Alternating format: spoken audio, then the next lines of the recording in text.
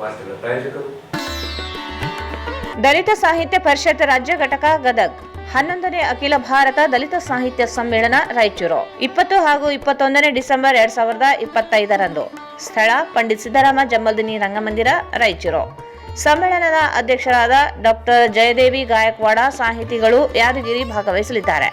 ಬನ್ನಿ, ತಮಗೆಲ್ಲ ಹೃತ್ಪೂರ್ವಕ ಸ್ವಾಗತ ಕೋರುವವರು ಡಾಕ್ಟರ್ ಅರ್ಜುನ್ ಗೊಳಸಂಗಿ, ರಾಜ್ಯಾಧ್ಯಕ್ಷರು ದಲಿತ ಸಾಹಿತ್ಯ ಪರಿಷತ್ ಗದಗ್, ಹಾಗೂ ಟೈರಾಜ್ ಮರ್ಚಠಾಳ್, ದಲಿತ ಸಾಹಿತ್ಯ ಸಮ್ಮೇಳನ ಸಂಯೋಜಕರು ರಾಯಚೂರು.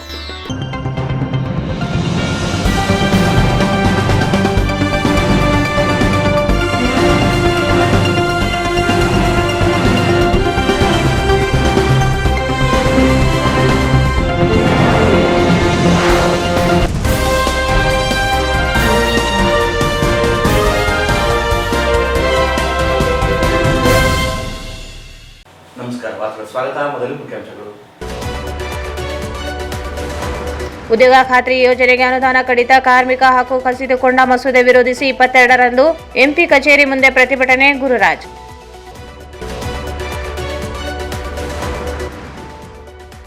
ಡಿಸೆಂಬರ್ 21ರಂದು ಪಂಡಿತ್ ಸಿದ್ದರಾಮ ಜಮ್ಮಲ್ದಿನಿಯವರ 37ನೇ ವರ್ಷದ ಪುಣ್ಯಸ್ಮರಣೆ. ಸಂಗೀತ ಸಮ್ಮೇಳನ. ಪಂಡಿತ್ ನರಸಿಂಹ ವಡವಾಟಿ. ಸಮಾಜ ಕಲ್ಯಾಣ ಇಲಾಖೆ, ಆರೋಗ್ಯ ಇಲಾಖೆಯಲ್ಲಿ ಗುತ್ತಿಗೆ ಏಜೆನ್ಸಿಯಿಂದ ನೌಕರರಿಗೆ ದೊರೆಯದ ವೇತನ ಕಪ್ಪು ಪಟ್ಟಿಗೆ ಸೇರಿಸಲು ನರಸಿಂಹ ಮೈತ್ರಿಕರ್ ಮನವಿ. ಆರ್ಕೆಬಿ ಫೌಂಡೇಶನ್, ಎಂಕೆ ಭಂಡಾರಿ ಆಸ್ಪತ್ರೆ ಸಹಯೋಗದಲ್ಲಿ ವಿಜ್ಞಾನ್ ಇ ಟೆಕ್ನೋ ಶಾಲೆಯಲ್ಲಿ ಉಚಿತ ದಂತ ಮತ್ತು ಆರೋಗ್ಯ ತಪಾಸಣಾ ಶಿಬಿರ.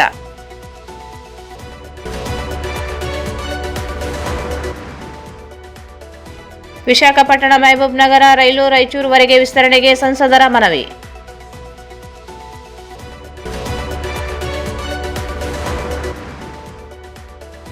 ವಿನೋದ್ ಮಿಶ್ರಾ 27ನೇ ಸ್ಮರಣೆ ದಿನವನ್ನು ಪ್ರತಿಜ್ಞಾ ದಿನವನ್ನಾಗಿ ಆಚರಣೆ.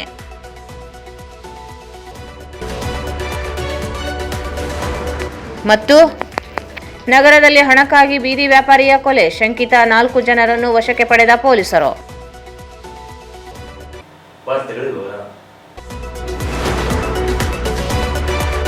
ಮಹಾತ್ಮ ಗಾಂಧಿ ಉದ್ಯೋಗ ಖಾತ್ರಿಯ ಯೋಜನೆ ಅಡಿಯನ್ನು ಜಿ ಯೋಜನೆ ಎಂದು ಬದಲಾವಣೆ ಮಾಡುವುದರೊಂದಿಗೆ ಹೊಸ ಮಸೂದೆ ಜಾರಿಗೆ ಮುಂದಾಗಿರುವ ಕೇಂದ್ರ ಸರ್ಕಾರ ಕ್ರಮವನ್ನು ವಿರೋಧಿಸಿ ಗ್ರಾಮೀಣ ಕೂಲಿಕಾರರ ಸಂಘದಿಂದ ಡಿಸೆಂಬರ್ 22ರಂದು ಸಂಸದರ ಕಚೇರಿ ಮುಂದೆ ಪ್ರತಿಭಟನೆ ನಡೆಸುವುದಾಗಿ ಸಮಿತಿ ಸಂಚಾಲಕ ಗುರುರಾಜ್ ಹೇಳಿದರು. ಅವರು ಇಂದು ಮಾಧ್ಯಮಗೋಷ್ಠಿಯನ್ನು ಉದ್ದೇಶಿಸಿ ಮಾತನಾಡಿ, ಉದ್ಯೋಗ ಖಾತ್ರಿ ಯೋಜನೆಯನ್ನು ಪರಿಷ್ಕರಿಸಿ 100 ದಿನ ಬದಲು 125 ದಿನಗಳವರೆಗೆ ಹೆಚ್ಚಿಸಿರುವ ಕೇಂದ್ರ ಸರ್ಕಾರ ಉದ್ಯೋಗ ಖಾತ್ರಿ ಯೋಜನೆಗೆ ಅನುದಾನ ಕಡಿತಗೊಳಿಸಿದೆ. ಈ ಮೊದಲು ಕೇಂದ್ರದಿಂದ 90% ಹಾಗೂ ರಾಜ್ಯಗಳಿಂದ 10% ಅನುದಾನದಲ್ಲಿ ಜಾರಿಗೊಳಿಸುತ್ತಿದ್ದ ಯೋಜನೆಯನ್ನು ಈಗ 60.40 ಅನುಪಾತದಲ್ಲಿ ಜಾರಿಗೆ ಮುಂದಾಗಿದೆ. 100 ದಿನ ಕೆಲಸ ನಿಗದಿಪಡಿಸಿದ್ದಾಗಲೇ 60 ದಿನ ಕೆಲಸ ನೀಡಲು ಆಗಿಲ್ಲ. ಅನುದಾನವೇ ಕಡಿತಗೊಳಿಸಿದ್ದರಿಂದ ಉದ್ಯೋಗ ಖಾತ್ರಿಯೇ ಅರ್ಥ ಕಳೆದುಕೊಳ್ಳುವಂತಾಗಲಿದೆ. ಉದ್ಯೋಗ ಖಾತ್ರಿ ಕಾಯ್ದೆಯನ್ನು ತಿದ್ದುಪಡಿಯಿಂದ ಬೇಡಿಕೆ ಆಧಾರದ ಬದಲು ಪೂರೈಕೆ ಆಧಾರದ ಮೇಲೆ ಜಾರಿಗೊಳಿಸಿ ಕಾರ್ಮಿಕ ಹಕ್ಕು ಕಸಿಯುವ ಪ್ರಯತ್ನಕ್ಕೆ ಮುಂದಾಗಿದೆ.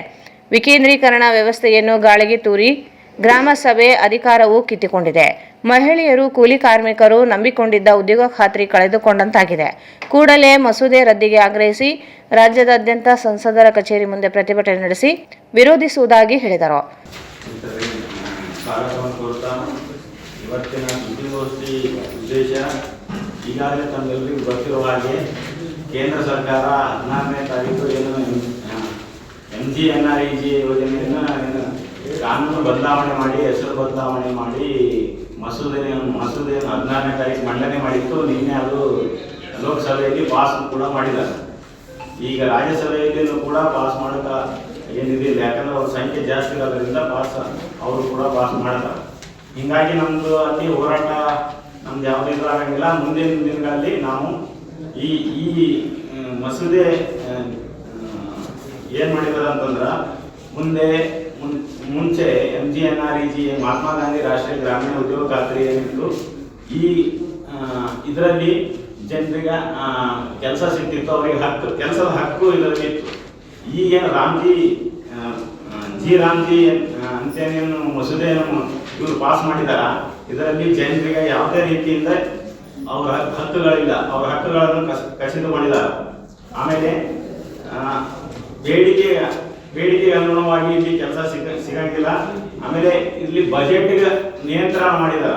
ಬಜೆಟ್ ಆಮೇಲೆ ಏನು ಹಿಂದೆ 100 ದಿನ ಅಂತ ಮಾಡಿದರೆ ಇದರಲ್ಲಿ 125 ದಿನ ಮಾಡಿದಾರ. ಈಗಾಗಲೇ ನೋಡಿದ ಪ್ರಕಾರ ಬಜೆಟ್ ಅನುಗುಣವಾಗಿ ಹಿಂದಿನ ಒಂದೇನು MJNRDCಯಲ್ಲಿ ಕೆಲಸ ಸುಮಾರು ಕಳೆದ ವರ್ಷ 24-25ನೇ ಸಾಲಿನಲ್ಲಿನೇ ಜನರಿಗೆ 50 ದಿನ ಕೆಲಸ ಕೂಡ ಸಿಗ್ತಿರ್ಲಿಲ್ಲ. ಈಗ ಮುಂದಿನ ಇವತ್ತೇನು ಮಸೂದೆ ಮಾಡಿದ್ದಾರೆ, ನಿನ್ನೆ ಮಸೂದೆ ಮಾಡಿದ ಇದರಲ್ಲಿ ಹೆಂಗೆ ಕೆಲಸ ಸಿಗ್ತದ ಅಂತ ಅದನ್ನ ಕೆಲಸ ಸಿಗ್ಲಿಕ್ಕೆ ಸಾಧ್ಯನೇ ಇಲ್ಲ. ಯಾಕಂದ್ರೆ ಬಜೆಟ್ 60-40% ಮಾಡಿದಾರೆ. ಅಂದ್ರೆ ಕೇಂದ್ರ ಸರ್ಕಾರ 60% ಬಜೆಟ್ ಇದು ಮಾಡ್ತಾರೆ, ಆಮೇಲೆ ರಾಜ್ಯ ಸರ್ಕಾರ 40% ಮಾಡ್ಬೇಕಂತ ಇದು ಮಾಡಿದಾರೆ. ಹಿಂದೆ 90-10-90 ಇತ್ತು. ರಾಜ್ಯ ಸರ್ಕಾರ 10% ಮಾಡಬೇಕಿತ್ತು, ಕೇಂದ್ರ ಸರ್ಕಾರ 90% ಮಾಡಬೇಕಾಗಿತ್ತು, ಇದು ಮಾಡಬೇಕಾಗಿತ್ತು ಬಜೆಟ್. ಆದರೆ ಈಗ 40% ರಾಜ್ಯ ಸರ್ಕಾರನೇ ಭರಿಸಬೇಕಂತ ತಿಳ್ಕೊಂಡು ಈ ಮಸೂದೆಯಲ್ಲಿ ಮಂಡನೆ ಪಾಸ್ ಮಾಡಿದಾರ. ರಾಜ್ಯ ಸರ್ಕಾರ ಈಗಾಗಲೇ ನೋಡಿದ್ರೆ, ಕರ್ನಾಟಕದಲ್ಲಿ ನೋಡಿದ್ರೆ 25-26ನೇ ಸಾಲಿನಲ್ಲಿ ಇನ್ನೂ 40 ದಿನ ಕೂಡ ಜನ ಕೆಲಸ ನಿರ್ವಹಿಸಿಲ್ಲ, ಕೆಲಸನೇ ಸಿಗ್ತಾ ಇಲ್ಲ. ಆಮೇಲೆ ಡಿಜಿಟಲೀಕರಣ ಮಾಡಿ ಸಾಕಷ್ಟು ದಿನ ಒಂದೊಂದು ರೂಲ್ಸ್ ತಂದು ಇವತ್ತು ಜನರಿಗೆ ಕೆಲಸ ಇಲ್ಲಾರ್ದಂಗೆ ಮಾಡಿದಾರ. ಇದೊಂದು ಕೇಂದ್ರ ಸರ್ಕಾರದ ಹುನ್ನಾರ. ಇದು ಜನ ಕೆಲಸ ಮಾಡಬಾರ್ದು, ಕಾರ್ಪೊರೇಟ್ ಕಂಪನಿ ಪರವಾಗಿ ಇದು ಮಾಡ್ತಾ ಇದ್ದಾರೆ. ಯಾಕಂದ್ರೆ ಜನ ಗುಳೆ ಹೋಗ್ತಾ ಇದ್ರು. ಅದರಲ್ಲಿ 50-60% ಜನ ಹಳ್ಳಿಯಲ್ಲಿ ಇದ್ರು. ಈ ಒಂದು ಮಸೂದೆಯಿಂದ ಜನ ಪೂರ್ತಿ ಹಳ್ಳಿ ಖಾಲಿ ಆಗುವಂತ ಪರಿಸ್ಥಿತಿ ಬಂದಿದೆ. ಯಾಕಂತಂದ್ರೆ 25-26ನೇ ಸಾಲಿನಲ್ಲಿ 50 ದಿನನೂ ಕೂಡ ಕೆಲಸ ಸಿಕ್ಕಿಲ್ಲ. ಈಗ 125 ದಿನ ಈ ಒಂದು ಏನು ನಿನ್ನೆ ಬಜೆಟ್ ಈ ಒಂದು ಮಸೂದೆ ಮಂಡನೆ ಮಾಡಿದಾರ, ಇದರಲ್ಲಿ ಜನರಿಗೆ ಯಾವುದೇ ರೀತಿಯಿಂದ ಕೆಲಸ ಸಿಗಂಗಿಲ್ಲ. ಇದನ್ನು ನಾವು ಖಂಡಿಸ್ತೀವಿ. ಆಮೇಲೆ ಈ ಮಸೂದೆಯಲ್ಲಿ ಕೃಷಿ ಚಟುವಟಿಕೆ ಸಮಯದಲ್ಲಿ ಅವರು ಬಂದ್ ಮಾಡ್ತಾರಂತ. ಆಮೇಲೆ ಭೂವಿನರು ಮತ್ತೆ ಕೆಲಸ ಎಲ್ಲ ಆದವರು ಹಳ್ಳಿಯಲ್ಲಿ ಮಹಿಳೆಯರು ಏನ್ ಮಾಡಬೇಕು. ಆಮೇಲೆ ಈ ಮಸೂದೆಯಿಂದ ವಿಕೇಂದ್ರೀಕರಣ ಆಗ್ತಾ ಇಲ್ಲ, ಕೇಂದ್ರೀಕರಣ ಮಾಡಿದಾರ. ಇದು ಕೇಂದ್ರ ಸರ್ಕಾರದ ಹಿಡಿತದಲ್ಲಿ ಇರ್ತದ. ಹೀಗಾಗಿ ಇದನ್ನು ನಾವು ಪೂರ್ತಿಯಾಗಿ ಖಂಡಿಸ್ತೀವಿ. ಈಗ ಬೀದಿಗೆ ಒಂದೇ ಬಾಕಿ ಇದೆ. ಕೂಲಿ ಕಾರ್ಮಿಕರಿಗೆ, ದುಡಿಯೋ ಕೈಗಳಿಗೆ ಕೆಲಸ ಇಲ್ಲ. ಕಾರ್ಮಿಕರನ್ನು ಕೇಂದ್ರ ಸರ್ಕಾರ ಅನ್ಯಾಯ ಮಾಡ್ತಾ ಇದೆ. ಅವರ ಕೆಲಸದ ಹಕ್ಕುಗಳನ್ನು ಕಿತ್ಕೊಳ್ತಾ ಇದೆ. ಹೀಗಾಗಿ ನಾವು ಮುಂದಿನ ದಿನಗಳಲ್ಲಿ ಉಗ್ರವಾದ ಹೋರಾಟ ಮಾಡ್ತಾ ಇದ್ದೀವಿ. ಮತ್ತು ಈ ಸಂದರ್ಭದಲ್ಲಿ ಬಸವರಾಜ್ ಗಬ್ಬೂರ್, ಮಾರಮ್ಮ, ರೂಪಾ, ಹುಚ್ಚಮ್ಮ ಇದ್ದರು. ಸ್ವರ ಸಂಗಮ ಸಂಗೀತ ವಿದ್ಯಾಸಂಸ್ಥೆಯಿಂದ ಪಂಡಿತ್ ಸಿದ್ದರಾಮ ಜಂಬಲ್ದಿನ್ನಿಯವರ 37ನೇ ವರ್ಷದ ಪುಣ್ಯಸ್ಮರಣೆ ಅಂಗವಾಗಿ ಡಿಸೆಂಬರ್ 21ರಂದು ಸಂಗೀತ ಸಮ್ಮೇಳನ ಸಂಜೆ 6 ಗಂಟೆಗೆ ನಗರದ ವಿದ್ಯಾನಗರ ಸ್ವರ ಸಂಗಮ ಸಂಗೀತ ವಿದ್ಯಾಸಂಸ್ಥೆಯಲ್ಲಿ ಆಯೋಜಿಸಲಾಗಿದೆ ಎಂದು ಸಂಸ್ಥೆಯ ಅಧ್ಯಕ್ಷ ಹಾಗೂ ಅಂತಾರಾಷ್ಟ್ರೀಯ ಖ್ಯಾತಿ ಕ್ಲಾರಿನೆಟ್ ವಾದಕ ಪಂಡಿತ್ ನರಸಿಂಹ ವಡವಾಟಿ ಹೇಳಿದರು. ಅವರು ಇಂದು ಮಾಧ್ಯಮಗೋಷ್ಠಿಯನ್ನು ಉದ್ದೇಶಿಸಿ ಮಾತನಾಡಿ, ಸಂಗೀತ ಸಮ್ಮೇಳನದ ಸಾನ್ನಿಧ್ಯವನ್ನು ಕಿಲ್ಲೆ ಬೃಹನ್ಮಠದ ಶ್ರೀ ಶಾಂತಮಲ್ಲ ಶಿವಾಚಾರ್ಯರು, ಸೋಮವಾರ ಪೇಟೆ ಹಿರೇಮಠದ ಶ್ರೀ ಅಭಿನವ ರಾಚೋಟಿ ವೀರ ಶಿವಾಚಾರ್ಯ ಮಹಾಸ್ವಾಮಿಗಳು ವಹಿಸಲಿದ್ದಾರೆ. ಕಾರ್ಯಕ್ರಮವನ್ನು ಜಿಲ್ಲಾ ಪೊಲೀಸ್ ವರಿಷ್ಠಾಧಿಕಾರಿ ಎಂ ಪುಟ್ಟಮಾದಯ್ಯ ಉದ್ಘಾಟಿಸಲಿದ್ದಾರೆ. ಅಧ್ಯಕ್ಷತೆಯನ್ನು ವೀರಶೈವ ಲಿಂಗಾಯತ ಮಹಾಸಭಾದ ಜಿಲ್ಲಾ ಅಧ್ಯಕ್ಷ ಚಂದ್ರಶೇಖರ್ ಪಾಟೀಲ್ ಮಿರ್ಜಾಪುರ್ ವಹಿಸಿಕೊಳ್ಳಲಿದ್ದಾರೆ. ಮುಖ್ಯ ಅತಿಥಿಗಳಾಗಿ ಡಾಕ್ಟರ್ ಶಿವಪ್ರಸಾದ್ ಜಂಬಲದಿನ್ನಿ, ಒಪೆಕ್ ಆಸ್ಪತ್ರೆಯ ವಿಶೇಷ ಅಧಿಕಾರಿ ಡಾಕ್ಟರ್ ರಮೇಶ್ ಪಿ ಸಾಗರ್, ಕಾಂಗ್ರೆಸ್ ಮುಖಂಡ ರವಿ ಬೋಸರಾಜ್, ಕಲಾ ಸಂಕುಲ ಸಂಸ್ಥೆ ಅಧ್ಯಕ್ಷೆ ರೇಖಾ ಬಡಿಗೇರ್ ಆಗಮಿಸಲಿದ್ದಾರೆ. ಕರ್ನಾಟಕ ಮಾಹಿತಿ ಆಯೋಗದ ಆಯುಕ್ತರಾಗಿರುವ ಬಿ ವೆಂಕಟ್ ಸಿಂಗ್ ಇವರನ್ನು ಸನ್ಮಾನಿಸಿ ಗೌರವಿಸಲಾಗುತ್ತದೆ ಎಂದರು. ಸಂಗೀತ ಸಮ್ಮೇಳನದಲ್ಲಿ ಖ್ಯಾತ ವಯಲಿನ್ ವಾದಕ ದೆಹಲಿಯ ಪಂಡಿತ್ ಸಂತೋಷ್ ನಹರಾ, ವಡವಾಟಿ ಶಾರದಾ ಭರತ್, ತಬಲಾ ಸೋಲೋ ಪವನ್ ಹೈದರಾಬಾದ್, ಕಲ್ಕತ್ತಾದ ಪ್ರಣಮೀತ್ ರಾಯ್ ಮತ್ತು ಕೃಷ್ಣ ಮುಖೇಡ್ಕರ್ ಇವರಿಂದ ಗಾಯನ, ವಿಶ್ವನಾಥ ನಾಕೋಡರಿಂದ ತಬಲಾ, ಹರಿಕೃಷ್ಣರಿಂದ ಹಾರ್ಮೋನಿಯಂ, ಕೋಪ್ರೇಶ್ ದೇಸಾಯಿ ತಬಲಾ ವಾನ ನಡೆಸಲಿದ್ದಾರೆ. ಕೊನೆಗೆ ಸ್ವರ ಸಂಗಮ ಸಂಗೀತ ವಿದ್ಯಾಸಂಸ್ಥೆ ವಿದ್ಯಾರ್ಥಿಗಳಿಂದ ಗುರುವಂದನೆ, ಪಂಡಿತ್ ನರಸಿಂಹ ವಡವಾಟಿಯವರಿಂದ ಮಂಗಲ ಸಂಗೀತ ಕಾರ್ಯಕ್ರಮ ನಡೆಯಲಿದೆ ಎಂದರು. ಅವರ 37ನೇ ವರ್ಷದ ಸಂಗೀತ 37ನೇ ವರ್ಷದವರೆಗೆ ಅವಿರತವಾಗಿ ನಡ್ಕೊಂಡು ಬರ್ತಾ ಇದೆ. ತಮಗೂ ಸರ್ಕಾರದಿಂದ ಕಾರ್ಯಕ್ರಮಗಳು ತುಂಬ ಚೆನ್ನಾಗಿ ಬಂದವರು. ಬಂದಿರುವ ಕೆಲವು ನಮ್ಮ ಸ್ನೇಹಿತರಿಗೂ ಈ ಕಾರ್ಯಕ್ರಮಗಳು ತಲುಪಿ ತುಂಬ ಸಂತೋಷ ಆಗುತ್ತೆ. ಇದಕ್ಕೆಲ್ಲ ಈ ಕಾರ್ಯಕ್ರಮಕ್ಕೆಲ್ಲ ಬೆಳಕು ಕೊಡೋರು ನೀವೇ. ಯಾಕಂದ್ರೆ ನಾವು ಏನೇ ಕೆಲಸ ಮಾಡಲಿ, ಎಷ್ಟೇ ಕಷ್ಟ ಮಾಡಲಿ, ಅದನ್ನು ತಂದು ಜನರಿಗೆ ಪರಿಚಯ ಮಾಡುವಂಥ ಒಂದು ತಮ್ಮ ಕೈಯಲ್ಲಿದೆ. ತಾವು ಮಾಡ್ತಾ ಬಂದಿದ್ದೀರಿ. ಈ ಸಲನೂ ಅದೇ ರೀತಿಯಾಗಿ ತಮ್ಮ ಸಹಕಾರ ಇದೆ ಅಂತ ನನ್ನ ವಿಶ್ವಾಸ ಇದೆ. ಈ ಕಾರ್ಯಕ್ರಮಕ್ಕೆ ಶಟಸ್ಥಲ ಬ್ರಹ್ಮೇಶ್ವರ ಶಿವಾಚಾರ್ಯ ಸ್ವಾಮಿಗಳು 108,000 ದೇವರ ಸಂಸ್ಥಾನ ಚಿಲ್ಲರ ಮಠ ರಾಯಚೂರು ಇವರ ಸಾನ್ನಿಧ್ಯ, ದಿವ್ಯ ಸಾನ್ನಿಧ್ಯ, ಶಟಸ್ಥಲ ಬ್ರಹ್ಮೇಶ್ವರ ವೀರ ಶಿವಾಚಾರ್ಯ ಮಹಾಸ್ವಾಮಿಗಳು, ಸೋಮವಾರಪೇಟೆ ಹಿರೇಮಠ ರಾಯಚೂರು ಹತ್ತನೂರು ಸಾನ್ನಿಧ್ಯ, ಮಾನ್ಯ ಶ್ರೀ ಪುಟ್ಟಮಾದಯ್ಯ ಜಿಲ್ಲಾ ವರಿಷ್ಠಾಧಿಕಾರಿಗಳು, ಅಧ್ಯಕ್ಷರು, ಉದ್ಘಾಟಕರು, ಸನ್ಮಾನ್ಯ ಶ್ರೀ ಚಂದ್ರಶೇಖರ್ ಪಾಟೀಲ್ ಮಿರ್ಜಾಪುರ ಅಧ್ಯಕ್ಷರು, ಜಿಲ್ಲಾ ಲಿಂಗಾಯತ ಮಹಾಸಭಾ, ಸನ್ಮಾನ್ಯ ಶ್ರೀ ಶಿವಪ್ರಸಾದ್ ಜಂಬುಜಿನ್ ನಮ್ಮ ಗುರುಗಳ ಮಕ್ಕಳು, ಡಾಕ್ಟರ್ ರಮೇಶ್ ಸಿ ಸಾಗರ್ ಶಸ್ತ್ರ ತಜ್ಞರು, ವಿಶೇಷ ಅಧಿಕಾರಿಗಳು, ರಾಜೀವ್ ಗಾಂಧಿ ಸೂಪರ್ ಸ್ಪೆಷಾಲಿಟಿ ಆಸ್ಪತ್ರೆ ರಾಯಚೂರು, ಸನ್ಮಾನ್ಯ ರವಿ ಬೋಸರಾಜ್ ಕಾಂಗ್ರೆಸ್ ಮುಖಂಡರು ರಾಯಚೂರು, ಶ್ರೀಮತಿ ರೇಖಾ ಬಡಿಗೇರಿ ಕಲಾ ಸಂಕುಲ ಸಂಸ್ಥೆ ಇವರೆಲ್ಲ ಆಗಮಿಸಿ ಕಾರ್ಯಕ್ರಮಗಳನ್ನು ತರ್ತಾ ಇದ್ದಾರೆ. ಶ್ರೀ ಸನ್ಮಾನಿತರು ಶ್ರೀ ಬಿ ವೆಂಕಟ ಸಿಂಗ್, ರಾಜ್ಯ ಮಾಹಿತಿ ಆಯುಕ್ತರು, ಕರ್ನಾಟಕ ಮಾಹಿತಿ ಆಯೋಗ, ಗುಲ್ಬರ್ಗ ಪೀಠ, ಹಾಗೂ ಇಷ್ಟು ಜನ ನಮ್ಮ ವೇದಿಕೆ ಹಂಚಿಕೊಳ್ತಾರೆ. ಈ ಕಾರ್ಯಕ್ರಮದಲ್ಲಿ ಈ ಸಲ ಬಹಳ ವಿಶೇಷ ಅಂದರೆ ಒಬ್ಬ ಇಂಟರ್ನ್ಯಾಷನಲ್ ಆರ್ಟಿಸ್ಟ್ ಶ್ರೀ ಪಂಡಿತ್ ಸಂತೋಷ್ ನಹಾರ್ ದೆಹಲಿ ವೈಲಿನಲ್ಲಿ ಭಾಳ ದೊಡ್ಡ ಹೆಸರು ಮಾಡಿದವರು. ಅವ್ರು ನಾವು ರಿಕ್ವೆಸ್ಟ್ ಮಾಡಿ ಕಳಿಸಿದ್ದೀವಿ, ಬರ್ತಾ ಇದ್ದಾರೆ. ಆಮೇಲೆ ಶಾರದಾ ಒಳಗಟ್ಟರು ನಮ್ಮ ಮಗಳು, ಶ್ರೀಮತಿ ಪ್ರಣಮಿತಾ ರಾಯ್ ಕಲ್ಕತ್ತಾ ಗಾಯನ, ಇವರು ಬರ್ತಾ ಇದ್ದಾರೆ. ಈ ಕಾರ್ಯಕ್ರಮಕ್ಕೆ ಪ್ರಾಯೋಜಿತ ಶ್ರೀ ಜಿ ಕೆ ರಾಜ್ ಪುರೋಹಿತ್ ವಕೀಲರು, ಸ್ವತಂತ್ರ ಹೋರಾಟಗಾರ ಇವರಿಂದ ಅವರ ಮಗಳು ಅಳಿಯಂದರು ಈ ಕಾರ್ಯಕ್ರಮಕ್ಕೆ ಅವರೇ ಪ್ರಾಯೋಜಿತ ಮಾಡಿದ್ದಾರೆ. ಭಾಳ ಸಂತೋಷ ಸುದ್ದಿ. ಅವರು ಕೃಷ್ಣ ಮುಖಂಡಕರ್ ಕಲ್ಕತ್ತಾ, ಆಮೇಲೆ ಪಂಡಿತ್ ವಿಶ್ವನಾಥ್ ನಾಕೋಡ್ ತಬಲಾ, ಹರಿಕೃಷ್ಣ ಹಾರ್ಮೋನಿಯಂ, ಕೊಪ್ರೇಶ್, ಈ ಥರ ಇನ್ನೂ ಅನೇಕ ಕಲಾವಿದರು ಇಲ್ಲಿ ಭಾಗವಹಿಸ್ತಾ ಇದ್ದಾರೆ. ನಿವೃತ್ತ ಇಂಜಿನಿಯರ್ ಶಂಕರ್ ನಾರಾಯಣ ಮಾತನಾಡಿ, ಗುರುಗಳ ಪುಣ್ಯಸ್ಮರಣೆ ಅಂಗವಾಗಿ ಕಳೆದ 37 ವರ್ಷಗಳಿಂದ ಸಂಗೀತ ಸಮ್ಮೇಳನ ನಡೆಸುತ್ತಿರುವ ಪಂಡಿತ್ ನರಸಿಂಹ ಒಡವಾಟಿಯವರ ಕಾರ್ಯ ಮಾದರಿಯಾಗಿದೆ. ಮಕ್ಕಳಿಗೆ ಸಂಗೀತದೊಂದಿಗೆ ಸಂಸ್ಕೃತಿ ಸಂಸ್ಕಾರ ಕುರಿತು ವಿದ್ಯಾಸಂಸ್ಥೆಯಲ್ಲಿ ತರಬೇತಿ ನೀಡಲಾಗುತ್ತಿದೆ ಎಂದರು. ಅವರ ಗುರುಗಳ ಪುಣ್ಯ ಅಂತ ಹೇಳ್ಬೋದು ನಾವು. ಯಾಕಂದರೆ ಇವರು ಏನೋ ಒಂದು ಸ್ಮಾಲ್ ಸ್ಕೇಲಲ್ಲಿ ಮಾಡ್ತಾರೆ ಅಂದರೆ ಅದಕ್ಕೆ ಅಷ್ಟೇ ಇಂಪಾರ್ಟೆನ್ಸ್ ಇರೋದಿಲ್ಲ. ಈ ದೊಡ್ಡ ಒಂದು ಇದರಲ್ಲಿ ಮಾಡ್ತಾ ಇದ್ದಾರೆ. ಒಳ್ಳೊಳ್ಳೆ ಆರ್ಟಿಸ್ಟ್ಗಳನ್ನ ಬೇರೆ ಕಡೆಯಿಂದ ಕಳಿಸಿ ಲಕ್ಷಾಂತರ ರೂಪಾಯಿ ಖರ್ಚಾಗುತ್ತೆ. ಇಂಥ ಶಿಷ್ಯಂದರು ನನ್ನಂತೂ ಕೇಳಿಲ್ಲ. ನೀವೇನಾದ್ರು ಕೇಳಿದ್ರೆ ನನಗೆ ಗೊತ್ತಿಲ್ಲ.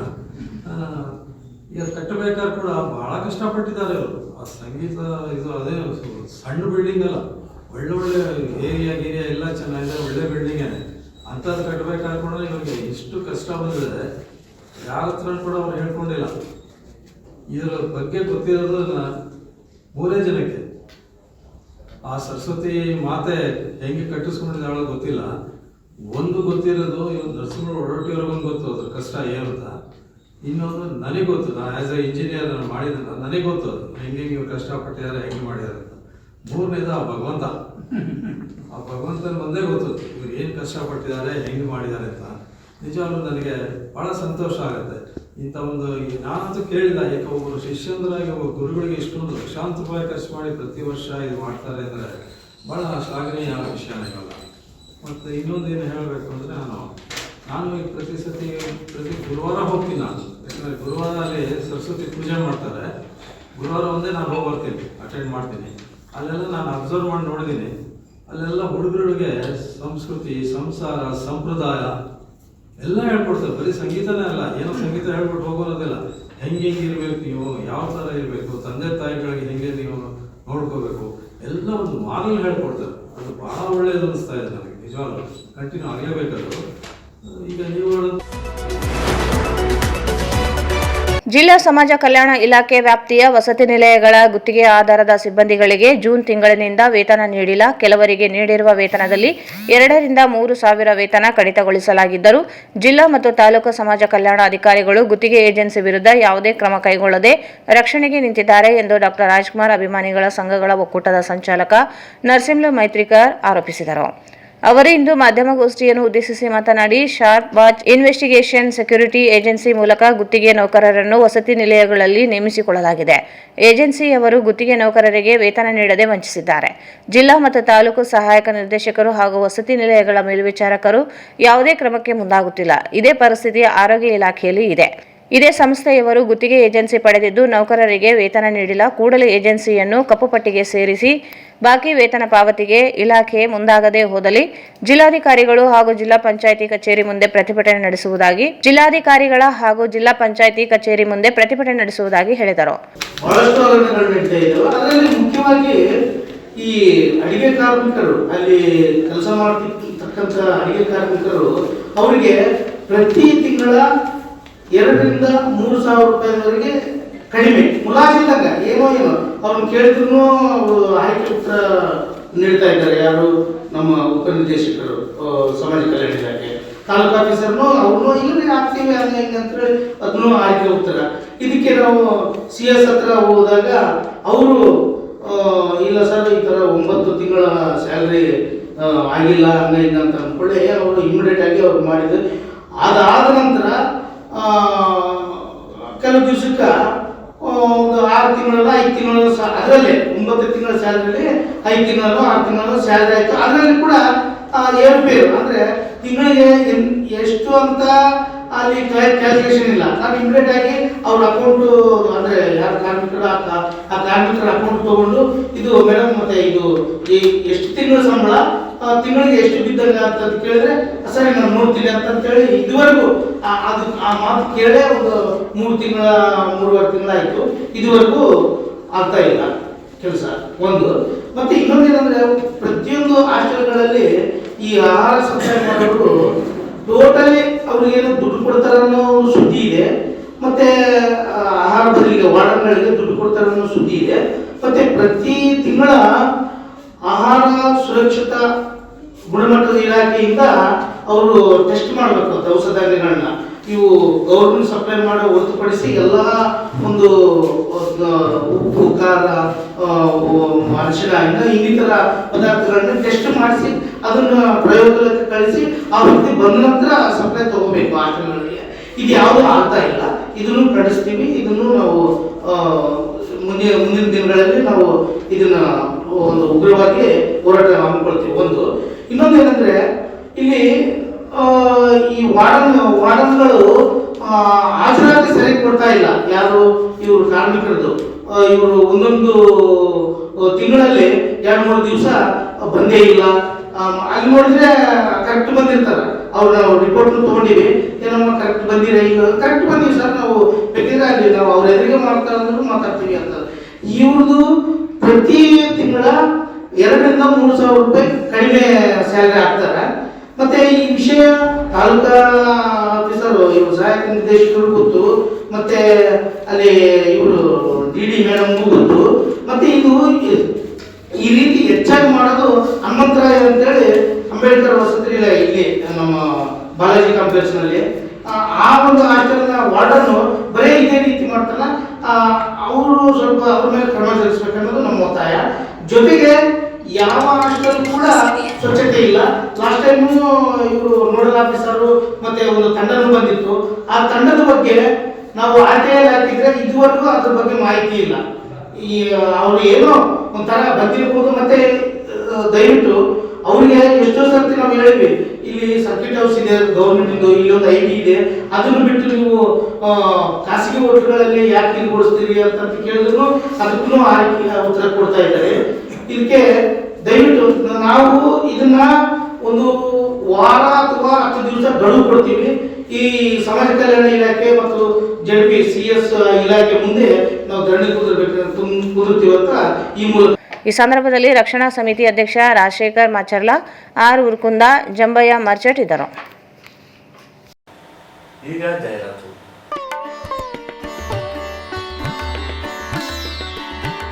ದಲಿತ ಸಾಹಿತ್ಯ ಪರಿಷತ್ ರಾಜ್ಯ ಘಟಕ ಗದಗ್ 11ನೇ ಅಖಿಲ ಭಾರತ ದಲಿತ ಸಾಹಿತ್ಯ ಸಮ್ಮೇಳನ ರಾಯಚೂರು 20 ಹಾಗೂ 21 ಡಿಸೆಂಬರ್ 2025 ಸ್ಥಳ ಪಂಡಿತ್ ಸಿದ್ದರಾಮ ಜಮ್ಮಲ್ದಿನಿ ರಂಗಮಂದಿರ ರಾಯಚೂರು. ಸಮ್ಮೇಳನದ ಅಧ್ಯಕ್ಷರಾದ ಡಾಕ್ಟರ್ ಜಯದೇವಿ ಗಾಯಕ್ವಾಡ ಸಾಹಿತಿಗಳು ಯಾದಗಿರಿ ಭಾಗವಹಿಸಲಿದ್ದಾರೆ. ಬನ್ನಿ, ತಮಗೆಲ್ಲ ಹೃತ್ಪೂರ್ವಕ ಸ್ವಾಗತ ಕೋರುವವರು ಡಾಕ್ಟರ್ ಅರ್ಜುನ್ ಗೊಳಸಂಗಿ, ರಾಜ್ಯಾಧ್ಯಕ್ಷರು ದಲಿತ ಸಾಹಿತ್ಯ ಪರಿಷತ್ ಗದಗ್, ಹಾಗೂ ಟೈರಾಜ್ ಮರ್ಚಠ, ದಲಿತ ಸಾಹಿತ್ಯ ಸಮ್ಮೇಳನ ಸಂಯೋಜಕರು Raichur.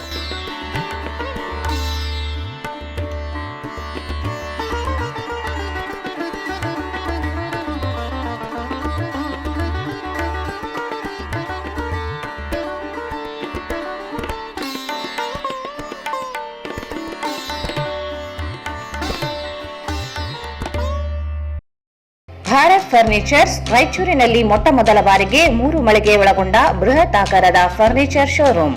We have a office house, old and all types of furnitures.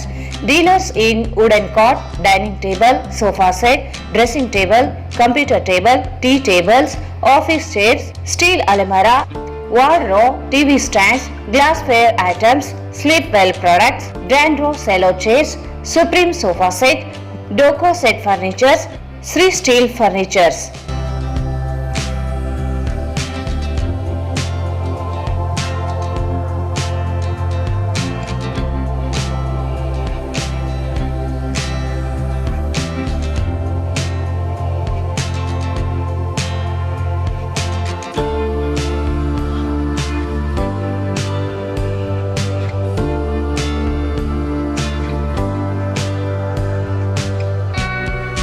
For more details, contact Bharat Furnitures, CPS Complex, opposite Shiva Mandir, Patel Road, Raichur.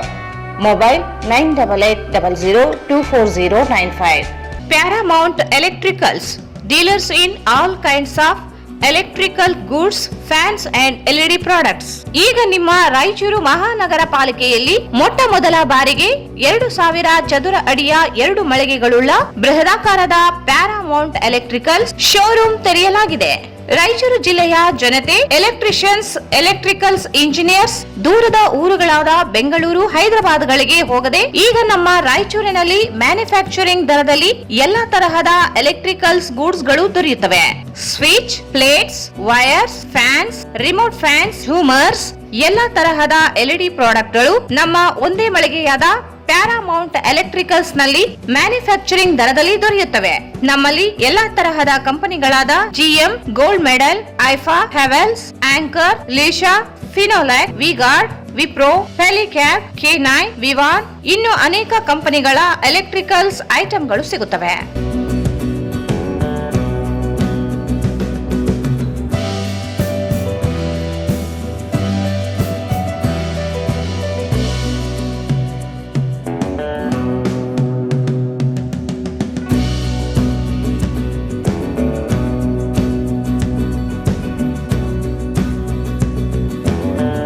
ಸಂಪರ್ಕಿಸಿ Paramount electricals, dealers in all kinds of electricals goods, fans and LED products, near Mahavir Chowk, Loharwadi, MG road, Raichur. Mobile 8861382770. Raichur's biggest jewel palace. All types of jewelries available in only KTB Jewel Palace. 916 Allmark Gold Jewelries available. ವಿಶೇಷವಾಗಿ ಬಂಗಾರದ ಆಭರಣಗಳಾದ ನಮ್ಮಲ್ಲಿ fancy earrings, fancy necklace, ಮಾಂಗಲ್ಯ ಮತ್ತು ಬಳೆಗಳು ಇನ್ನು ಅನೇಕ ತರಹದ ಆಭರಣಗಳು ದೊರೆಯುತ್ತವೆ. ಬೆಳ್ಳಿಯ ಆಭರಣಗಳಾದ ಕಾಲುಂಗುರ, ಕಾಲುಗೆಜೆ, ಬೆಳ್ಳಿಯ ಪೂಜಾ ಐಟಮ್ಸ್, ವಿವಿಧ ರೀತಿಯ ಆರ್ಟಿಕಲ್ಸ್ ದೊರೆಯುತ್ತವೆ. ರಾಯಚೂರಿನಲ್ಲಿ ಮೊಟ್ಟ ಮೊದಲ ಬಾರಿಗೆ ಯುವಕರಿಗಾಗಿಯೇ ಬ್ರಾಸ್ಲೆಟ್ಸ್, ಚೈನ್ಸ್, ಉಂಗುರಗಳು ಇನ್ನು ಅನೇಕ ರೀತಿಯ ಡಿಸೈನ್ಸ್ ಆಭರಣಗಳು ದೊರೆಯುತ್ತವೆ.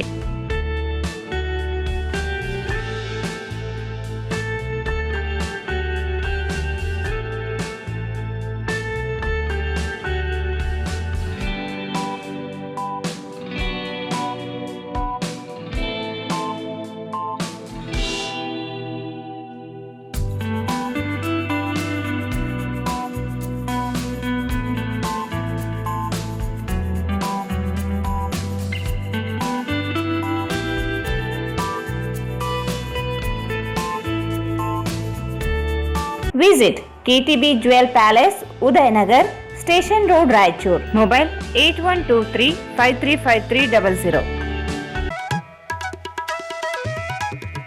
ಶ್ರೀ ರಾಘವೇಂದ್ರ ತುಪ್ಪ,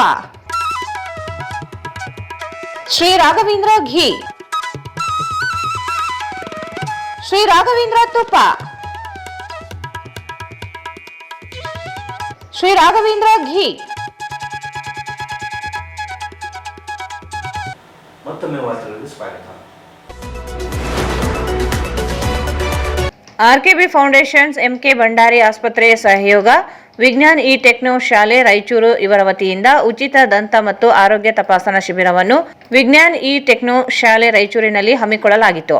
ಕಾರ್ಯಕ್ರಮದ ಉದ್ಘಾಟನೆಯನ್ನು ಎಂಕೆ ಭಂಡಾರಿ ಆಸ್ಪತ್ರೆಯ ಕಾರ್ಯನಿರ್ವಾಹಕ ಅಧಿಕಾರಿಗಳಾದ ಅಜಯ್ ಕುಮಾರ್ ಭಂಡಾರಿ ಉದ್ಘಾಟಿಸಿದರು. ಶಾಲೆಯ ಮಕ್ಕಳನ್ನು ಮತ್ತು ಸಿಬ್ಬಂದಿಗಳನ್ನು ಉದ್ದೇಶಿಸಿ ಮಾತನಾಡಿ, ತಾವುಗಳು ಆರೋಗ್ಯದ ಕಡೆ ಬಹಳಷ್ಟು ಗಮನವನ್ನು ಕೊಡಬೇಕು. ವಿಶೇಷವಾಗಿ ತಮ್ಮ ಹಲ್ಲುಗಳನ್ನು ಸ್ವಚ್ಛವಾಗಿ ಇಟ್ಟುಕೊಂಡು ಜಂಕ್ ಫುಡ್ಗಳನ್ನು ಜಾಸ್ತಿ ಸೇವಿಸದೆ ತಮ್ಮ ಆರೋಗ್ಯವನ್ನು ಕಾಪಾಡಿಕೊಳ್ಳಬೇಕೆಂದು ಹೇಳಿದರು.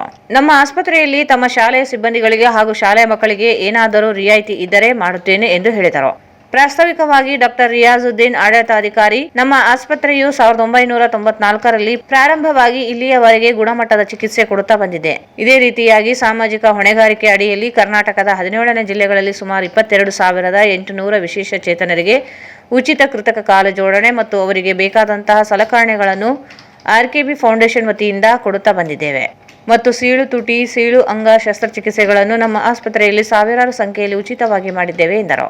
ಆಯುಷ್ಮಾನ್ ಭಾರತ್ ಅಡಿಯಲ್ಲಿ ಕ್ಯಾನ್ಸರ್ ಸಂಬಂಧಪಟ್ಟ ಎಲ್ಲಾ ರೀತಿಯ ಚಿಕಿತ್ಸೆಗಳನ್ನು ಮಾಡಲಾಗುತ್ತದೆ. ಅದೇ ರೀತಿಯಾಗಿ ಕರ್ನಾಟಕ ರಾಜ್ಯ ಸರ್ಕಾರಿ ನೌಕರರಿಗೆ ಕರ್ನಾಟಕ ಆರೋಗ್ಯ ಸಂಜೀವಿನಿ ಅಡಿಯಲ್ಲಿ ಚಿಕಿತ್ಸೆಯನ್ನು ಕೊಡಲಾಗುತ್ತದೆ. ಇದರ ಸದುಪಯೋಗವನ್ನು ಎಲ್ಲರೂ ಪಡೆದುಕೊಳ್ಳಬೇಕೆಂದರು.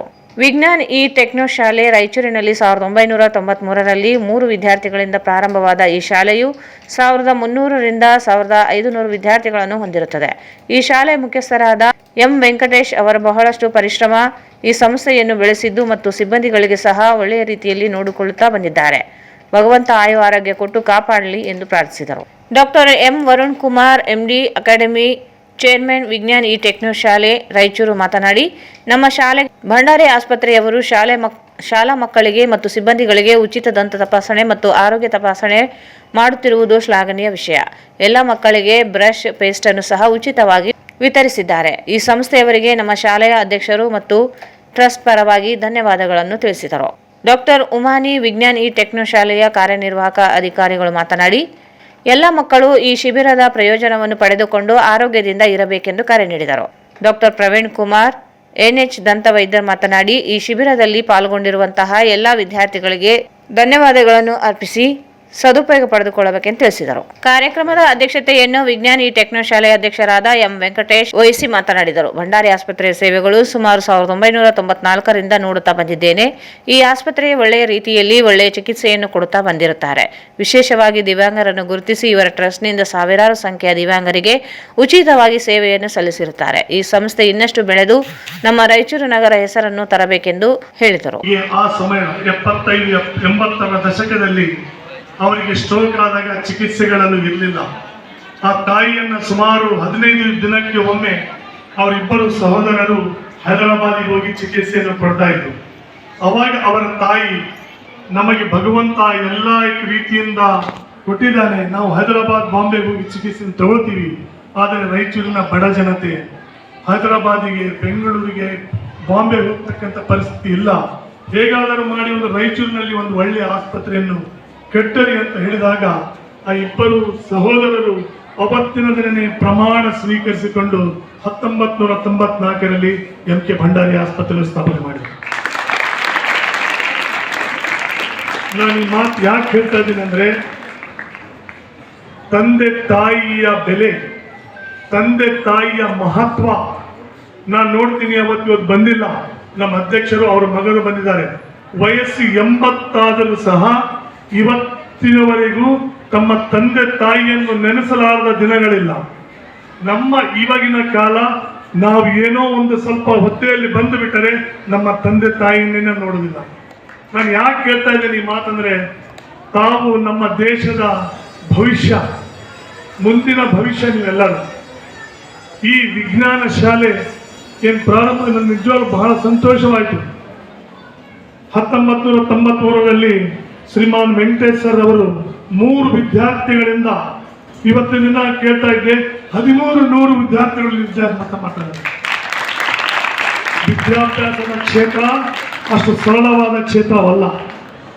ಒಂದು ಆಸ್ಪತ್ರೆ ಆಗಿರ್ಬೋದು, ಒಂದು ಶಾಲೆ ಆಗಿರ್ಬೋದು, ಸೋಷಿಯಲ್ ರೆಸ್ಪಾನ್ಸಿಬಿಲಿಟಿ, ಸಾಮಾಜಿಕ ಹೊಣೆಗಾರಿಕೆ, ಅದರ ಅಡಿಯಲ್ಲಿ ನಮ್ಮ ಸಂಸ್ಥೆಯಿಂದ ರಾಜ್ಯದ 16 ಜಿಲ್ಲೆಗಳಲ್ಲಿ ಉಚಿತ ಕೃತಕ ಕಾಲು ಆರ್ಟಿಫಿಷಿಯಲ್ ಲಿಮ್ಸ್ ಮತ್ತು ಸ್ಮೈಲ್ ಟ್ರೇಟ್, ಲೆಫ್ಟ್ ಪ್ಯಾಲೆಟ್ ಇವು 18ರಿಂದ 20,000 ಉಚಿತವಾಗಿ ಫ್ರೀಯಾಗಿ ಮಾಡಿದ್ವಿ ನಾವು ನಮ್ಮ ಫೌಂಡೇಶನ್ ಕಡೆ.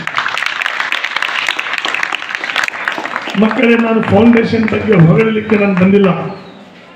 ತಾವು ಯಾವ ರೀತಿ ಜೀವನದಲ್ಲಿ ಇರಬೇಕು ಈ ಮಾತನ್ನು ತಮಗೆ ಯಾಕೆ ಹೇಳ್ತಾ ಇದ್ದೀನಿ ಅಂದರೆ, ತಾವು ಜೀವನದಲ್ಲಿ ಒಂದು ಏಮನ್ನು ಇಟ್ಕೋಬೇಕು ತಾವೆಲ್ಲರೂ. ನಾನು ಈಗನೇ ತಾವು ಈಗ ಏಜ್ ಏನಿದೆ 8, 9, 10 ಇದು ಬಹಳ ಇಂಪಾರ್ಟೆಂಟ್ ಸಮಯ ನಿಮಗೆ ಬಹಳ. ಯಾಕಂದ್ರೆ ಇದು ಹಾರ್ಮೋನಲ್ ಚೇಂಜಸ್ ಆಗ್ತಕ್ಕಂಥ ವಯಸ್ಸಿದು. ಈ ವಯಸ್ಸಿನಲ್ಲಿ ನಾವು ಯಾವುದೇ ಡಿಸಿಷನ್ನ ಕರೆಕ್ಟಾಗಿ ತಗೊಳ್ಳಕ್ಕೆ ಸಾಧ್ಯವಿಲ್ಲ.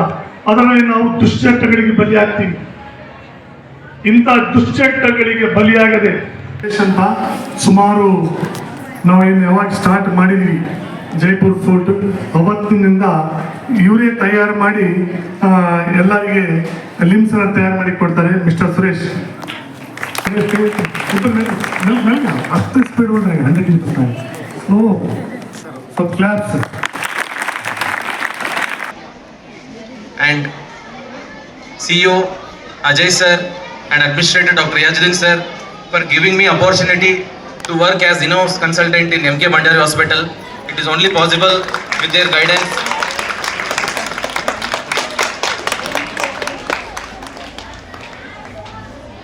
I would like to congratulate MK Bandari Hospital for implementing Ayushman Bharat, Karnataka, Sanjeevani Arogya schemes and ABRK schemes and many other schemes which are important for all this generation people.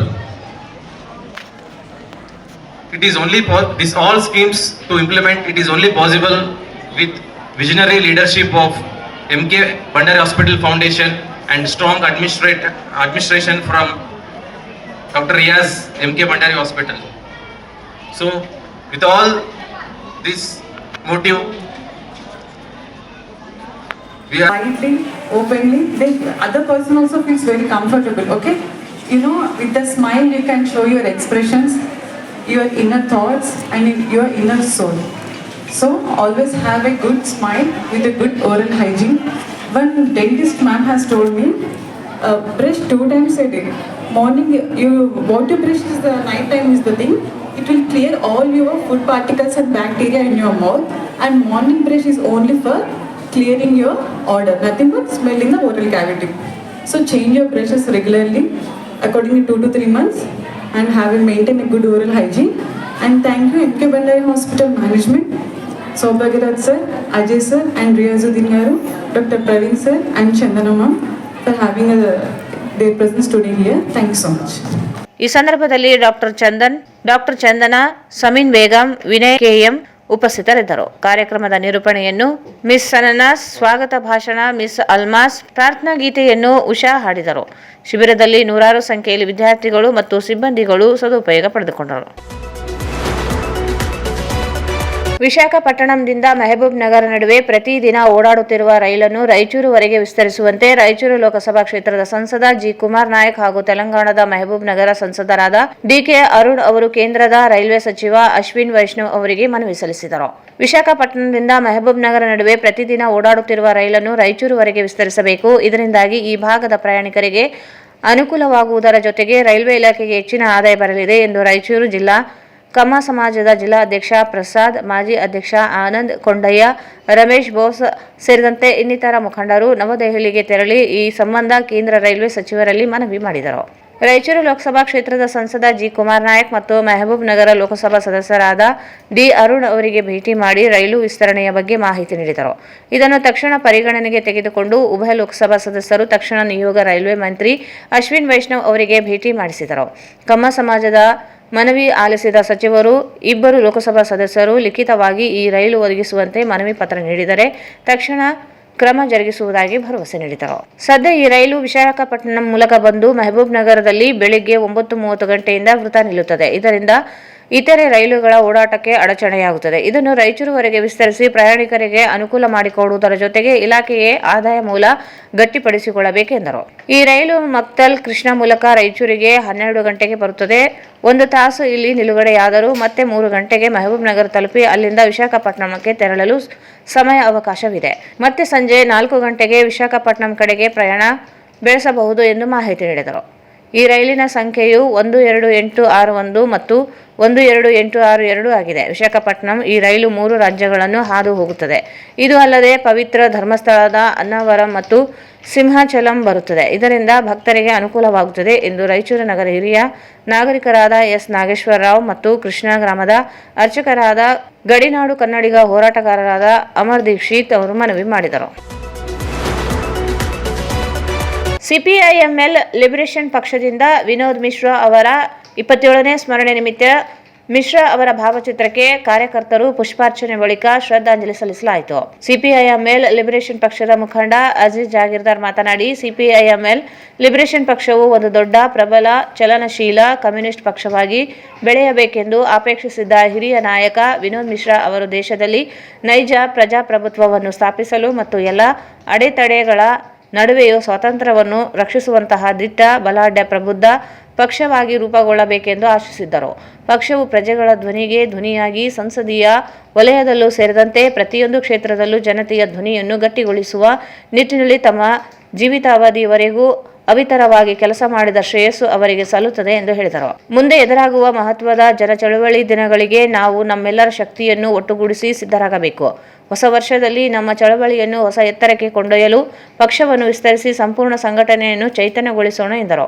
ಹೊಸ ವರ್ಷದಲ್ಲಿ ಪಕ್ಷದ ಸಂಘಟನೆಯನ್ನು ಇನ್ನಷ್ಟು ಚುರುಕು, ದೃಢ ನಿಶ್ಚಯಿತ ಮತ್ತು ಚೈತನ್ಯಮಯವಾಗಿಸುವುದೇ ನಮ್ಮೆಲ್ಲರ ಗುರಿಯಾಗಿರಲಿ ಎಂಬ ಪ್ರತಿಜ್ಞೆ ಸ್ವೀಕರಿಸಿ ಹೋರಾಟಕ್ಕೆ ಧುಮುಕುವ ಶಪಥ ನಮ್ಮದಾಗಿದೆ ಎಂದು ಹೇಳಿದರು. ಈ ಸಂದರ್ಭದಲ್ಲಿ ಗ್ರಾಮ ಘಟಕದ ಅಧ್ಯಕ್ಷ ಹನೀಸ್ ಅಬಕಾರಿ, ಮುಖಂಡರಾದ ಜಗದೀಶ್, ಜಿಲಾನಿ ಪಾಷಾ, ಆಂಜನೇಯ, ದುಳ್ಳೆಯ ನಾಯಕ್, ಅಬ್ರಹಂ ಅಹಮದ್ ಇದ್ದರು.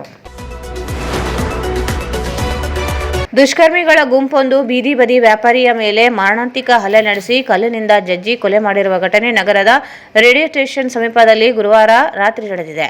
ಕೊಲೆಯಾದ ಯುವಕ ಆಂಧ್ರಪ್ರದೇಶದ ಕಡಪ ಮೂಲದ ಇಮಾಮ್ ಹುಸೇನ್ 24 ವರ್ಷ ಎಂದು ಗುರುತಿಸಲಾಗಿದೆ. ಕೊಲೆಯಾದ ಇಮಾಮ್ ಹುಸೇನ್ ಕಳೆದ 15 ದಿನಗಳಿಂದ ನಗರದ ಬೀದಿ ಬದಿಯಲ್ಲಿ ಡ್ರೈ ಫ್ರೂಟ್ ಮಾರಾಟ ಮಾಡಿಕೊಂಡಿದ್ದನು. ನಿನ್ನೆ ತಡರಾತ್ರಿ ಏಕಾಏಕಿ ದುಷ್ಕರ್ಮಿಗಳ ಗುಂಪೊಂದು ದಾಳಿ ನಡೆಸಿದೆ. ಇಮಾಮ್ ಹುಸೇನ್ ಕೊಲೆಯಾಗಿದ್ದು ಮತ್ತೋರ್ವನನ್ನು ಚಿಕಿತ್ಸೆಗಾಗಿ ರಿಮ್ಸ್ ಆಸ್ಪತ್ರೆಗೆ ದಾಖಲಿಸಲಾಗಿದೆ ಎಂದು ತಿಳಿದುಬಂದಿದೆ. ನಗರದಲ್ಲಿ ಮಧ್ಯರಾತ್ರಿ ಭೀಕರ ಕೊಲೆ ನಡೆದಿದ್ದು ಸಾರ್ವಜನಿಕರು ಬೆಚ್ಚಿಬಿದ್ದಿದ್ದಾರೆ. ಘಟನೆ ನಡೆದ ಸ್ಥಳಕ್ಕೆ ಜಿಲ್ಲಾ ಪೊಲೀಸ್ ವರಿಷ್ಠಾಧಿಕಾರಿ ಎಂ ಪುಟ್ಟಮಾದಯ್ಯ ಭೇಟಿ ನೀಡಿ ಪರಿಶೀಲನೆ ನಡೆಸಿ ಮಾಹಿತಿ ಪಡೆದಿದ್ದಾರೆ. ಕೊಲೆಗೆ ನಿಖರವಾದ ಕಾರಣವೇನು ಎಂಬುದು ಇನ್ನೂ ತಿಳಿದು ಬಂದಿಲ್ಲ.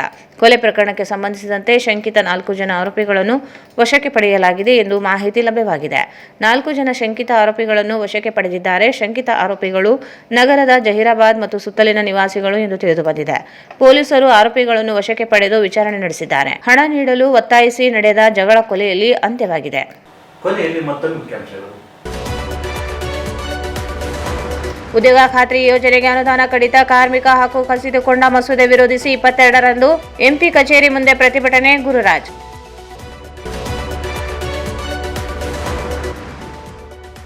ಡಿಸೆಂಬರ್ 21ರಂದು ಪಂಡಿತ್ ಸಿದ್ದರಾಮ ಜಮ್ಮಲ್ ದಿನ್ನಿಯವರ 37ನೇ ವರ್ಷದ ಪುಣ್ಯಸ್ಮರಣೆ. ಸಂಗೀತ ಸಮ್ಮೇಳನ. ಪಂಡಿತ್ ನರಸಿಂಹ ವಡವಾಟಿ.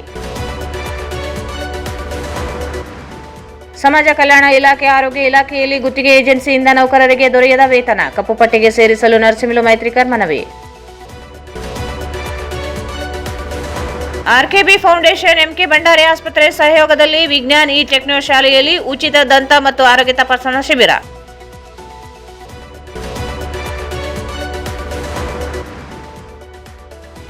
ವಿಶಾಖಪಟ್ಟಣ ಮೆಹಬೂಬ್ ನಗರ ರೈಲು ರಾಯಚೂರುವರೆಗೆ ವಿಸ್ತರಣೆಗೆ ಸಂಸದರ ಮನವಿ.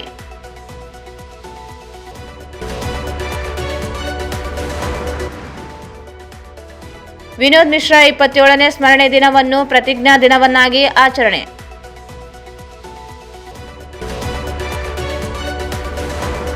ಮತ್ತು ನಗರದಲ್ಲಿ ಹಣಕ್ಕಾಗಿ ಬೀದಿ ವ್ಯಾಪಾರಿಯ ಕೊಲೆ, ಶಂಕಿತ 4 ಜನರನ್ನು ವಶಕ್ಕೆ ಪಡೆದ ಪೊಲೀಸರು. ದಲಿತ ಸಾಹಿತ್ಯ ಪರಿಷತ್ ರಾಜ್ಯ ಘಟಕ ಗದಗ್ 11ನೇ ಅಖಿಲ ಭಾರತ ದಲಿತ ಸಾಹಿತ್ಯ ಸಮ್ಮೇಳನ ರಾಯಚೂರು 20 ಹಾಗೂ 21 ಡಿಸೆಂಬರ್ 2025ರಂದು. ಸ್ಥಳ ಪಂಡಿತ್ ಸಿದ್ದರಾಮ ಜಮ್ಮಲ್ದಿನಿ ರಂಗಮಂದಿರ ರಾಯಚೂರು. ಸಮ್ಮೇಳನದ ಅಧ್ಯಕ್ಷರಾದ ಡಾಕ್ಟರ್ ಜಯದೇವಿ ಗಾಯಕ್ವಾಡ, ಸಾಹಿತಿಗಳು ಯಾದಗಿರಿ ಭಾಗವಹಿಸಲಿದ್ದಾರೆ. ಬನ್ನಿ, ತಮಗೆಲ್ಲ ಹೃತ್ಪೂರ್ವಕ ಸ್ವಾಗತ ಕೋರುವವರು ಡಾಕ್ಟರ್ ಅರ್ಜುನ್ ಗೊಳಸಂಗಿ, ರಾಜ್ಯಾಧ್ಯಕ್ಷರು ದಲಿತ ಸಾಹಿತ್ಯ ಪರಿಷತ್ ಗದಗ್, ಹಾಗೂ ಟೈರಾಜ್ ಮರ್ಚಠಾಳ್, ದಲಿತ ಸಾಹಿತ್ಯ ಸಮ್ಮೇಳನ ಸಂಯೋಜಕರು ರಾಯಚೂರು. ಸಂಪರ್ಕಿಸಿ Paramount electricals, dealers in all kinds of electricals goods, fans and LED products, near Mahavir Chowk, Loharwadi, MG Road, Raichur. Raichur's biggest jewel palace. All types of jewelries available in only KTB Jewel Palace. Visit KTB Jewel Palace, Udayanagar, Station Road, Raichur. Sri Raghavendra Tuppa, Sri Raghavendra Ghee. Bharat furnitures ರಾಯಚೂರಿನಲ್ಲಿ ಮೊಟ್ಟ ಮೊದಲ ಬಾರಿಗೆ 3 ಮಳಿಗೆ ಒಳಗೊಂಡ ಬೃಹತ್ ಆಕಾರದ furniture showroom. CPS complex, opposite Shiva Mandir, Patel road, Raichur. ಇಲ್ಲಿಗೆ ಮುಕ್ತಾಯಿತು. ಮುಂದಿನ ವಾರ ಮತ್ತೆ ಭೇಟಿಯಾಗೋಣ. ವಂದನೆಗಳು.